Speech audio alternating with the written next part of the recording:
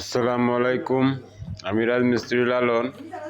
তো আমি যে বিল্ডিংয়ের কাজ করি। তা আমি এই মুহূর্তে আমি যে গাঁথনি কাজটি করতেছি, এই গাঁথনির কাজের কয়টা রুম, ওই জিনিসটি আপনাদেরকে বলবো। এনে হলো কি তিনটা রুম। তিনটা রুমের মধ্যে দেন আপনারা তিনটা রুমের মধ্যে গাঁথনি করছি আমরা একটার মধ্যে। তা সরকারি দিয়ে গাঁথনি করছি, গাঁথনি করার পরে যখন যে ভিতরের যে পার্টিশনগুলো, ওই পার্টিশনগুলো গাঁথনি করতেছি। এই যে আমি যে শোলটা করতেছি, এই যে প্রত্যেকটা ইট সর করে করতে হয়। কিছু মিস্ত্রি আছে এবার ইট লাগাই এলা, খুব অভিজ্ঞ মিস্ত্রি। আসলে ঠিক না, প্রত্যেকটা ইট সর করে করলে কাজটা খুবই সুন্দর হবে।